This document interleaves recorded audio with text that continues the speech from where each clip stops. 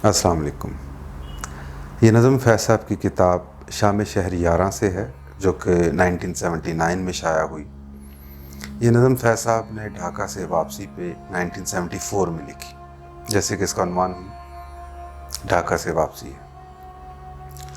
इस नज़म का पस मंज़र क्या है, मीनिंग्स क्या हैं, इन सब चीज़ों में हम नज़म के बाद जाते हैं। आइए पहले नज़म सुनते हैं। हम के ठहरे अजनबी इतनी मदारातों के बाद,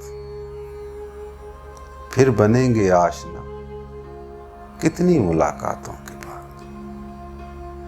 कब नज़र में आएगी बेदाग सब्ज़े की बहार,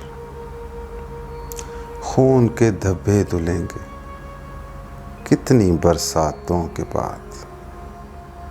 थे बहुत बेदर्द लम्हे ख़त्मे दर्द इश्क के, थी बहुत बेमहर सुबह मेहरबां रातों के बाद। दिल तो चाहा पर शिकस्ताए दिल ने मोहलत ही न दी, कुछ गिले शिकवे भी कर लेते मनाजातों के बाद। उनसे जो कहने गए थे फैज़ जां सदका किए, अनकही ही रह गई वो बात सब बातों के बाद। हम के ठहरे अजनबी इतनी मदारातों के बाद। और पस मंज़र इस नज़म का इस तरह से है कि फैज़ साहब 1974 में भट्टो साहब के साथ सकाफ़त के मशीर के तौर पे गए, और जब वहाँ पे फैज़ साहब के बहुत करीबी अदब के दोस्तों ने उनसे मिलने से इनकार कर दिया। और उसकी वजह ये थी कि फैज़ साहब क्यों चुप रहे 1971 में, जब खून बहाया गया बांग्लादेश के इंटेलेक्चुअल्स का, उनके स्टूडेंट्स का, और ख़ास तौर पर मुनीर चौधरी, शाहिदुल्लाह कैसर जैसे लोगों का खून बहाया गया। तो फैज़ साहब के लिए सब कुछ बड़ा हैरान कुन था। शायद उनकी तवज्जो इस तरफ नहीं थी, या वो भट्टो साहब की मोहब्बत में इस कदर मगन थे कि उन्होंने नोटिस ही नहीं किया कि किस तरह से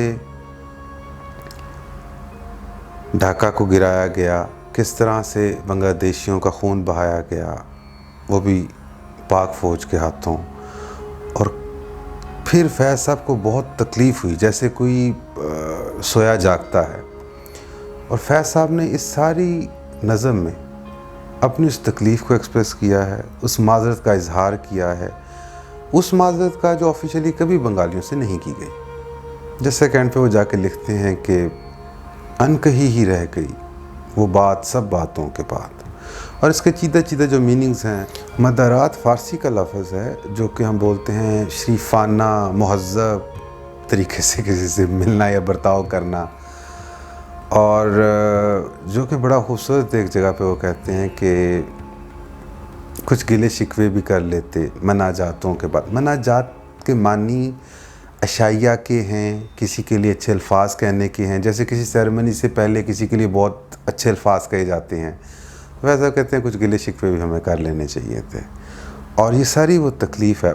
बस एक दफ़ा ही फैज़ साहब बांग्लादेश के आज़ाद होने के बाद वहाँ पे गए हैं, और फिर उन्होंने अपनी ये सारी तकलीफ़ एक्सप्रेस की, जो कोई जुल्म ज़्यादती हुई, और जिस तरह से फिर फैज़ साहब की तवज्जो उस तरफ गई, और उन्होंने फिर सब एक्सप्रेशन को, अगर आपको ये पस मंज़र पता ना भी हो या किसी को ये पस मंज़र पता ना भी हो, तब भी ये अल्फाज बहुत खूबसूरत हैं, और फैज़ साहब बहुत खूबसूरती के साथ चीज़ों को एक्सप्रेस करते हैं।